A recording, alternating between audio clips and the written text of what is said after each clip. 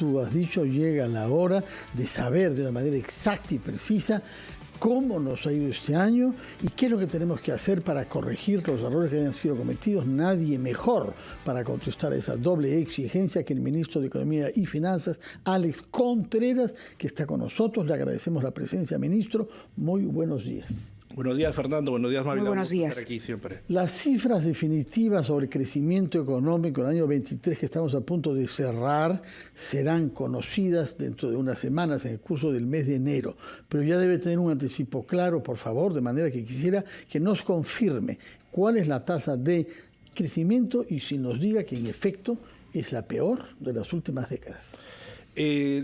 Sobre los datos de crecimiento, la publicación oficial se da el 15 de febrero, que es donde hay una revisión anual por parte del INEI. En realidad lo que espera el consenso es una contracción de la actividad económica de alrededor de menos 0,5%, ¿no? Que es incluso el último número que ha dado el Banco Central. Ha sido, yo diría, uno de los peores años por la presencia de shocks, de tantos shocks, de distinta naturaleza en el mismo periodo de tiempo, ¿no? Shocks climáticos, de carácter social, impactos sectoriales muy fuertes, como lo que pasó con la pesca o la agroexportación. Pero creo que la parte positiva de este año, si es que hay que resaltar ello, es que hemos generado condiciones importantes para una recuperación en el 2024. Y a eso es a lo que estamos apuntando Fernando y Mávila. ¿Cuáles son esas condiciones base? Primero, por ejemplo, la adjudicación de proyectos de inversión privada. En el 2023 se han adjudicado más de 2.300 millones de dólares, o sea, 24 veces, Fernando, lo que se adjudicó en el 2022 y casi 4 o 5 veces lo que se adjudicó entre el 19 y el 22, los 4 años previos. Y la meta para el primer trimestre, eso justamente estoy conversando con el jefe de Proinversión, es al menos en el primer trimestre adjudicar 4.000 millones de dólares. Esos recursos se van a materializar en generación de empleo, de producción, en recuperación de la inversión privada. Se han destrabado proyectos importantes también. ¿Se puede calcular cuál va a ser el impacto porcentual, por ejemplo, en el empleo o en el crecimiento anual proyectado para 2024?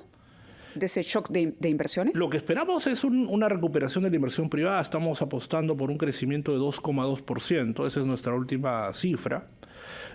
Usualmente el Ministerio de Economía y Finanzas publica en 2 periodos del año, en agosto y en abril. Vamos a adelantar a febrero justamente para poder hacer un balance las cifras de crecimiento, pero hay condiciones para la recuperación. Cuando arrancó esta gestión, en el primer trimestre del año, la inversión privada se contrajo en 12%, ¿no? Todo lo que hemos visto es una moderación de esta caída de la inversión y esperamos para el 2022 o 2024, perdón, un crecimiento, una recuperación de la inversión privada. Esa es la apuesta. Por eso que aprobamos este año 13 decretos legislativos para impulsar inversión. Por eso la apuesta del Plan Unidos, que es un plan en marcha. Y vamos a seguir avanzando en esa línea, mirando el corto plazo, porque hay necesidad de recuperarnos, pero también mirando el mediano y el largo plazo. Hay necesidad no solamente de crecer, sino crecer sostenidamente a tasas más altas. Y eso es lo que estamos haciendo con una serie yo le llamaría pequeñas reformas estructurales, como la ley de contrataciones, el nuevo marco para las pensiones.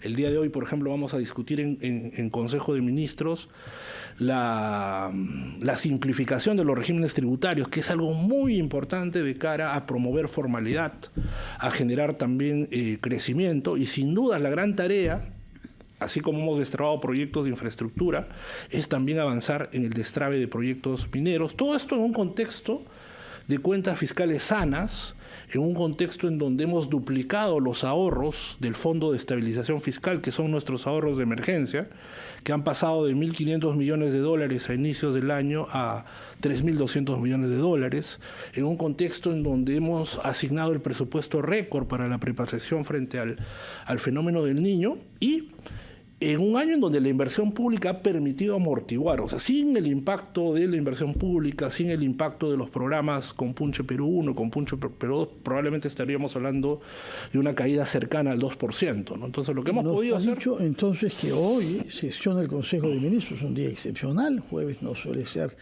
el día de semana, en donde se van a tomar decisiones, nos ha dicho, de simplificación de los regímenes tributarios. Explíquenos qué debe significar eso para los contribuyentes, para nosotros. En términos sencillos, tenemos cerca de 5 regímenes especiales pensando en las micros y pequeñas empresas. Lo que vamos a hacer es, todo el régimen tributario se va a reducir a 2.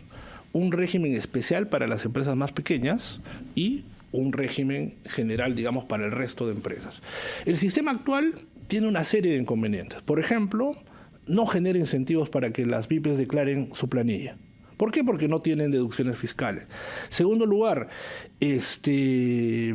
algo muy importante, el sistema actual genera incentivos para el enanismo fiscal. Es decir, las empresas tienen incentivos a no crecer, a fraccionarse en los diferentes regímenes para, digamos, pagar Porque menos si uno impuestos. cruza la línea tiene que tributar demasiado, siente. Entonces prefiere mantener un tamaño pequeño para beneficiarse de un régimen en el que se le permite poder capitalizar más, digamos. Claro, el tema es que es un balance, ¿no? Cuando crecen las empresas también tienen ventajas de economías de escala, reducción de costos, como usted dice, no hay necesariamente un acceso estímulo, al crédito. o por lo menos no se está viendo así. Estamos generando los estímulos, eso creo que es lo más importante. Esta es una reforma estructural, yo diría, importante. Que se va a decidir hoy, se va a anunciar hoy en el Consejo de Ministros. El día de hoy debería aprobarse y enviarse al Congreso para su discusión, justamente para... Ministro, tenemos que ir a una pausa. Yo quisiera dejarle una pregunta planteada antes de ir al corte. Son las 8:15.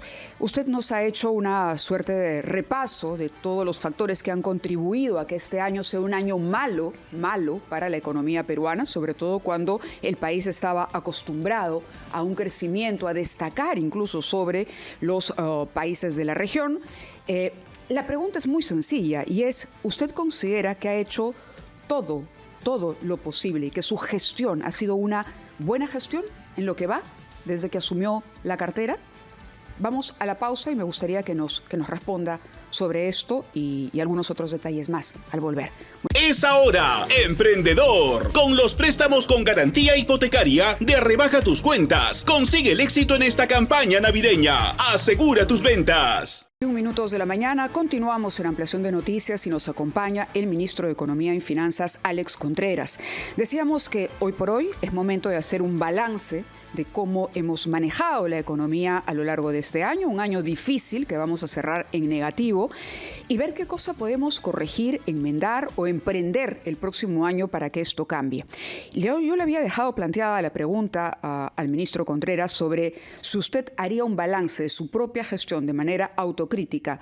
¿Usted diría que ha sido una buena gestión la suya?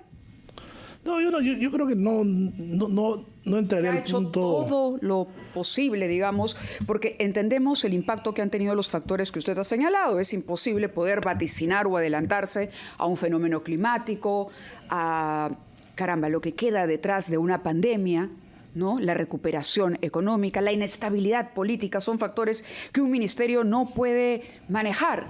Pero sin duda hay otros elementos que están en la muñeca del MEF y yo le preguntaría, sobre todo a raíz de las recientes críticas que ha hecho el Consejo Fiscal, si usted diría que como ministro de Economía se siente satisfecho con el manejo que ha hecho de la cartera, que usted está tranquilo. Sobre las críticas del Consejo Fiscal, las más recientes, yo creo que ya han sido aclaradas en una reunión a puertas cerradas como debió haber sido desde el inicio. Así que creo que ese tema yo lo daría por zanjado. Sobre la evaluación de la gestión, hemos usado todas las herramientas disponibles. Creo que ese sería un balance.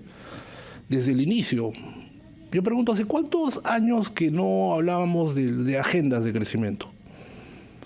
De planes, o sea, que uno recuerde, planes económicos integrales.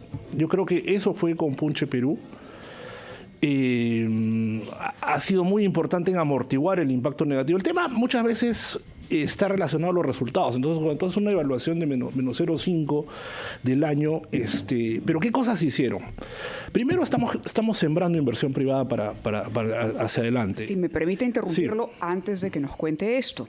Usted insistió, le pidió a los empresarios en CADE ser optimistas, acabar con el pesimismo, pero el pesimismo también se sostiene, tiene una justificación. No es que uno amanece un día y dice, caramba, me siento de mal humor, de pésimo ánimo y por lo tanto no voy a apostar por el Perú. La inestabilidad política, usted ha admitido que la inestabilidad política ha sido un factor determinante en los resultados que tenemos hoy en materia económica. Y si bien el problema con el Consejo Fiscal, usted dice, se ha resuelto a puertas cerradas, entiendo que el propio Banco Central de Reserva ha sido de la misma opinión.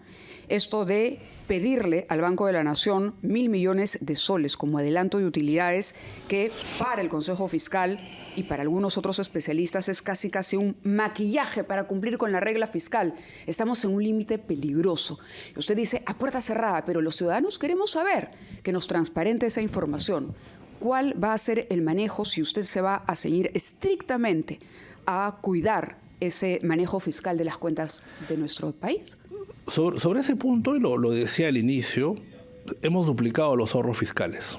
Tenemos más ahorros que los que teníamos el año pasado. Se ha duplicado el Fondo de Estabilización Fiscal. No nos hemos endeudado más. Hubo una operación de manejo de deudas de 20.000 millones, pero básicamente fue sustituir deuda de corto plazo por deuda de largo plazo. En lo que respecta a la regla fiscal, estamos enfrentando la peor caída de los ingresos de los últimos años. El Ministerio de Economía y Finanzas no publica las estadísticas. La entidad oficial es el Banco Central de Reserva. Y tu pregunta me permite aclarar muchos puntos justamente de cara al ciudadano.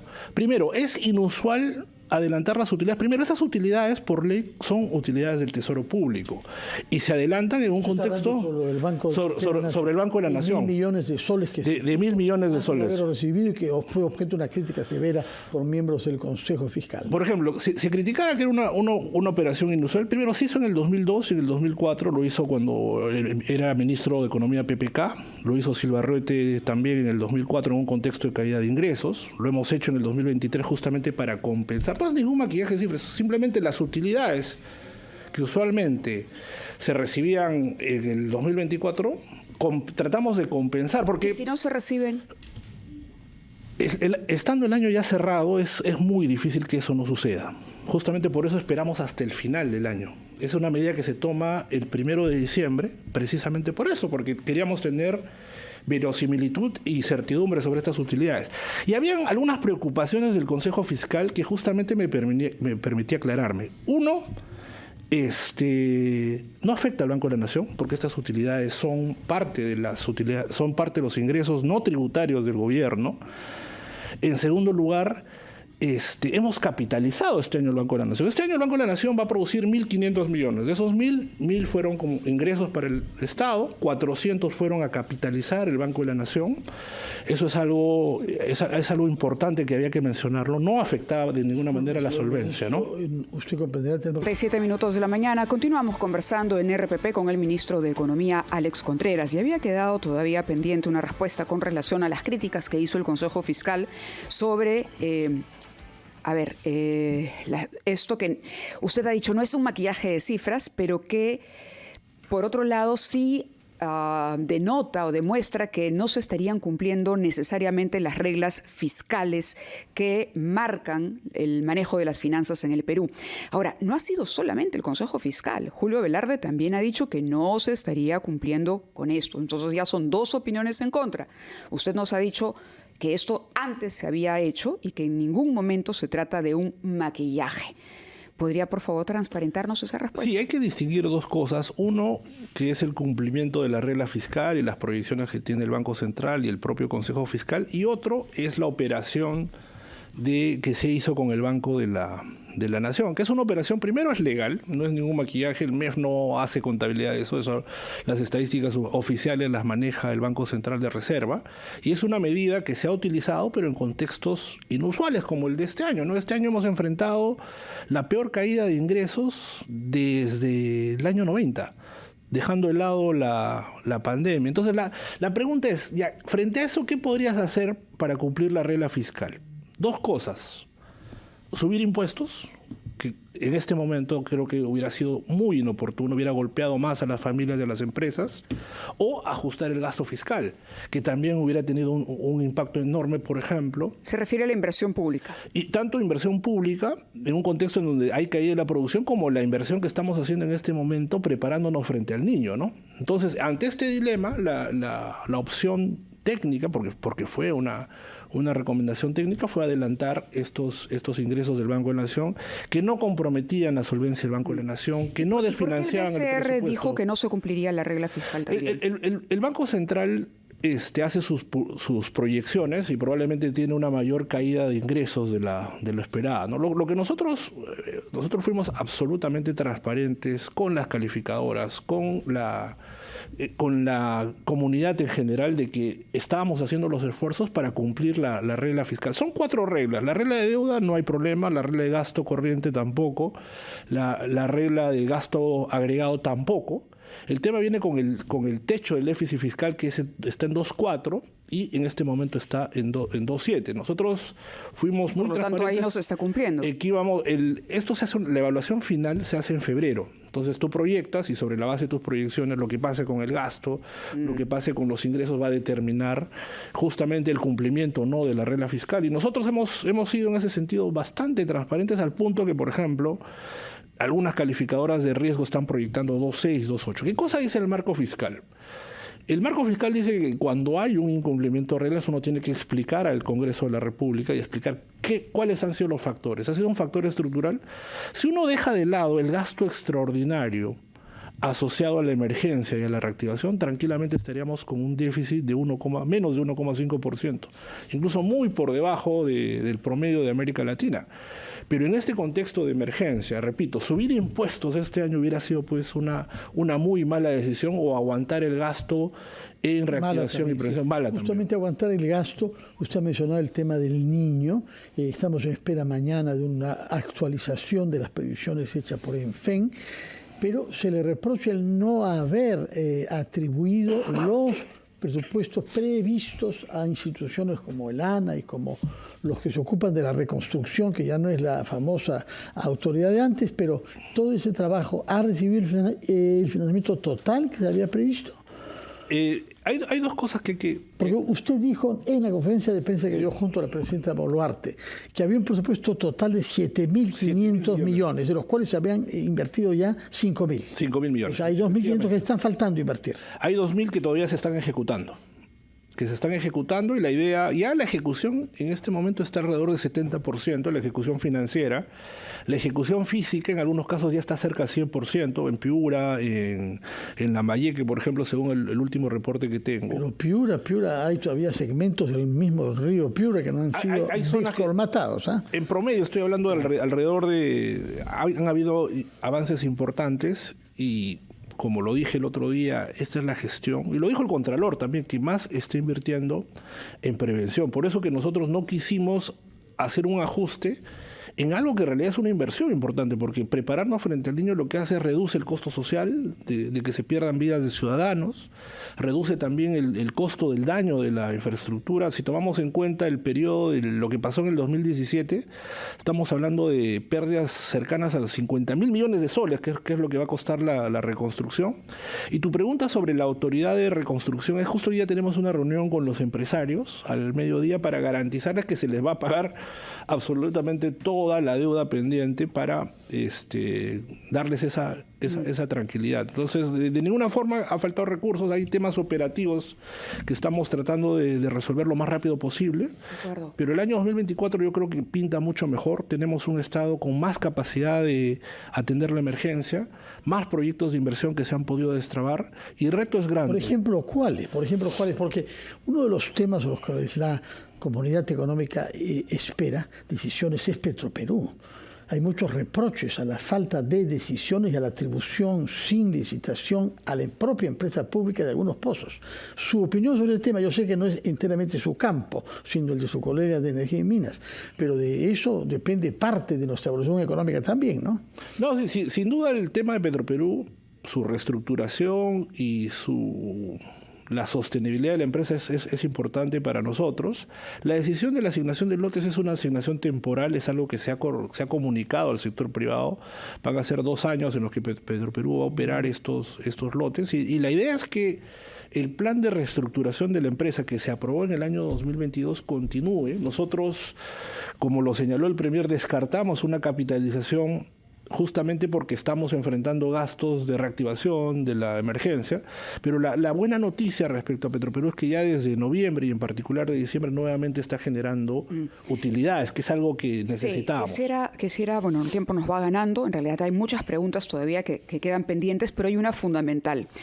¿Por qué cree que a pesar de sus llamados al optimismo con los ejecutivos, cuando se pregunta, una última encuesta de Datum señala, por ejemplo, que la respuesta que obtiene más adeptos cuando se pide creer o no creer en la reactivación económica el próximo año es más bien la sensación de que las cosas van a ir peor, por un lado. Y por el otro, ¿por qué cree usted entonces que la inversión privada sigue contraída y que, por ejemplo, en sector mineros, veíamos ahora el titular de gestión, 103 unidades mineras dejan la exploración? ¿Por qué a pesar de sus llamados al optimismo, los inversionistas no se sienten optimistas como usted les pide? Hay que distinguir, yo creo, Mabel, el ruido de la señal. A veces información muy específica puede, digamos, nublar en lo que está pasando en realidad. En términos de expectativas, hay una recuperación de las expectativas a 6 a 12 meses. Las expectativas de corto plazo, es cierto, se mantienen en el tramo pesimista. Esta es una situación no reciente, es una situación que tiene 4 años y que queremos revertir. Entonces, ¿cómo lo vamos a revertir? ¿Cómo la confianza viene de señales? Y lo que hemos estado haciendo como gestión es destrabar proyectos mencionados, por ejemplo, ¿cuáles? Optimización Inmaculada, ampliación de Toromocho, extensión Corocohuayco, la línea 2, por ejemplo, que estaba parada por 10 años, que no avanzaba, ya está avanzando, incluso ya está dando sus servicios a los ciudadanos que viven por Ate y Santa Rita. En 5 estaciones, solamente 5 estaciones sobre 27. Sí. Hemos adjudicado, como mencionaba, 24 veces más proyectos de inversión que vienen el año siguiente. Entonces yo creo que conforme se den los resultados, se materialicen estos hechos, se concrete esta inversión, los inversionistas van a recuperar. Y mi llamado fue a no caer en el pesimismo persistente. O sea, el Perú es un país con un enorme potencial. El tamaño del país nomás es equivalente a España, Portugal, Italia y Grecia juntos. Entonces tenemos los recursos, somos un país amazónico, vamos a ser el hub portuario de la región. Y por eso es que como MEF no solamente estamos impulsando la reactivación, sino también dentro del Plan Unido los grandes proyectos nacionales, ¿no? El proceso de industrialización y el impulso a la industria naval está avanzando. Esto es un trabajo silencioso, pero está avanzando. La agenda de la Amazonía, el hub portuario, por ejemplo, es algo que no... Chancay existe desde el 2019, pero no se estaba trabajando. Ya estamos trabajando en infraestructura y vamos a avanzar en esa línea, Mávila, Fernando, ¿no? Es la única forma como revertir. Ojalá que así sea. En todo caso, lo invitaremos en el curso del año, Mávila, para ver si las cosas que nos han previsto ahora se vienen cumpliendo. En todo caso, gracias por su presencia. Gracias por estar con nosotros. Que tenga un feliz fin de año usted, igualmente, como el país entero. Muchas gracias, señor ministro. Gracias. Ha sido el ministro de Economía y Finanzas, Alex Contreras.